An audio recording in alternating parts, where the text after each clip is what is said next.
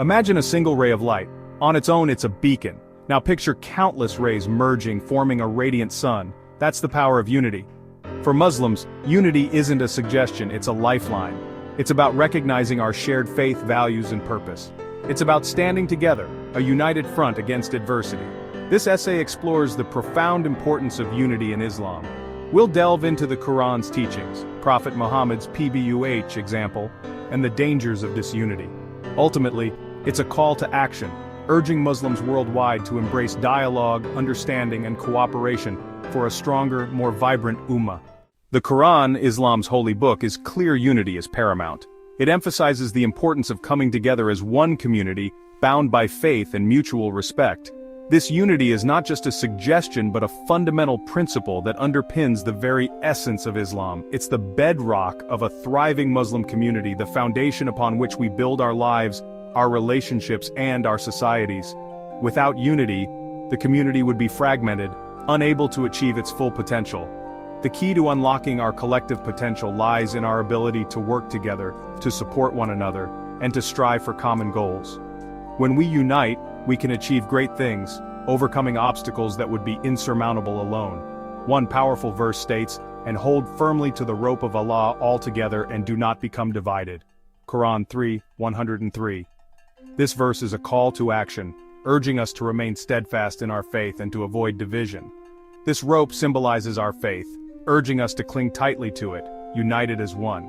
It represents the strength and support that comes from being part of a larger community, bound by shared beliefs and values. Another verse paints a vivid picture: the believers are but brothers. Quran 49:10. This verse highlights the deep bond that exists between Muslims, a bond that transcends familial ties and extends to all believers. This brotherhood transcends borders, languages, and cultures. It is a universal bond that unites Muslims around the world regardless of their background or nationality. This sense of brotherhood fosters a spirit of cooperation and mutual support. It's a bond forged in faith, emphasizing our shared humanity. It reminds us that we are all part of the same human family, with a responsibility to care for one another and to work together for the common good. These verses aren't mere words, they're divine instructions. They provide a clear blueprint for how we should live our lives, interact with others, and build our communities. They guide us towards a path of unity, compassion, and resilience. They're a blueprint for building a strong, resilient ummah, capable of weathering any storm. By adhering to these principles, we can create a community that is not only strong and united but also compassionate and just, ready to face any challenges that come our way. Prophet Muhammad PBUH didn't just preach unity, he lived it. His life was a testament to the power of bringing people together, transcending differences, and fostering a sense of community that was unparalleled in his time. He breathed it into existence, transforming a fragmented society into a powerful, unified community. His vision was not just about coexistence but about creating a harmonious society where everyone felt valued and respected. Arriving in Medina, he found warring tribes riddled with animosity. The city was a melting pot of cultures and beliefs, yet it was plagued by division and conflict. Prophet Muhammad, PBUH, saw the potential for unity amidst the chaos. His solution? The Covenant of Medina. This document was revolutionary, laying the foundation for a society where mutual respect and cooperation were paramount. It was a social contract that brought together diverse tribes and faiths under a common framework. This groundbreaking document established a unified community, guaranteeing rights and responsibilities for all, regardless of faith. It was a beacon of hope, showing that unity was not just a dream, but a tangible reality. His actions spoke louder than words. He didn't just dictate terms, he embodied them. His life was a living example of the principles he espoused. He treated everyone with respect, valuing their opinions and contributions. Whether it was a wealthy merchant or a humble laborer, everyone had a place in his vision of a unified community. He broke bread with the poor, comforted the grieving, and led by example, fostering an environment of love and understanding. His compassion knew no bounds, and his leadership was marked by empathy and kindness. Prophet Muhammad's PBUH life is a masterclass in unity building. His approach was holistic, addressing not just the social, but also the emotional and spiritual needs of the community. His legacy inspires us to bridge divides, build bridges, and work together for the greater good of the ummah.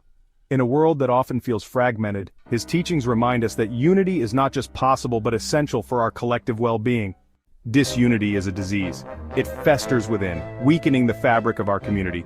It's a poison that cripples our progress and renders us vulnerable to external threats. History is a harsh teacher. When Muslims were united, we achieved greatness, leading in fields like science, mathematics, and art. But when disunity crept in, we faltered, becoming susceptible to exploitation and oppression. Think of a house divided. Its walls crumble, its foundation cracks, leaving it exposed to the elements. Similarly, a divided ummah is a weak ummah, easily swayed by internal strife and external manipulation. Section 5, Divided We Fall. Historical perspective. Let's rewind. The fall of the Islamic Golden Age, the Crusades, colonialism, all fueled by Muslim disunity. Our enemies exploited our divisions, turning us against each other. The consequences, centuries of suffering, oppression, and lost opportunities. We became preoccupied with internal squabbles, neglecting the larger picture, the well-being and advancement of the Ummah. Today, the echoes of disunity still reverberate. From sectarian violence to political instability, we're haunted by our inability to stand together. This isn't just history repeating itself, it's a stark warning for the present. Section 6, External exploitation of internal divisions. Our enemies watch, patiently waiting for cracks to appear in our unity. They understand that a divided ummah is an easy target, ripe for exploitation. They fuel sectarian tensions, sponsor extremist ideologies, and spread misinformation, all with the aim of weakening us from within. Their goal?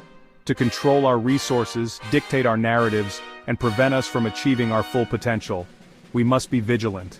We must recognize these tactics for what they are: desperate attempts to divide and conquer. Our unity is our strength, our shield against those who seek to harm us. Section 7, Strength in Diversity, a tapestry of unity. Unity doesn't mean uniformity. Islam celebrates diversity. It is a faith that transcends borders, languages, and cultures, bringing together people from all walks of life. This diversity is not just a feature of Islam, it is one of its greatest strengths. We have a tapestry of cultures, languages, and interpretations, each thread enriching the fabric of our ummah. From the bustling markets of Marrakesh to the serene mosques of Indonesia, every community adds its unique flavor to the global Muslim experience. Our strength lies in embracing this diversity, recognizing that our differences are assets, not liabilities. When we come together, we bring a wealth of perspectives, traditions, and wisdom that can only make us stronger. We can learn from each other, grow together, and build a more vibrant, inclusive Muslim community. Think of a garden. In this garden, each plant, each flower contributes to the overall beauty and health of the ecosystem. A single type of flower might be pretty, but a garden bursting with colors, shapes, and scents is breathtaking. Just as a garden thrives on variety, so does our ummah. The more we embrace our differences, the more we can flourish together. Similarly, the ummah thrives when we appreciate and celebrate our unique identities within the framework of Islam. By doing so, we not only honor our own heritage but also enrich the collective experience of the Muslim community worldwide.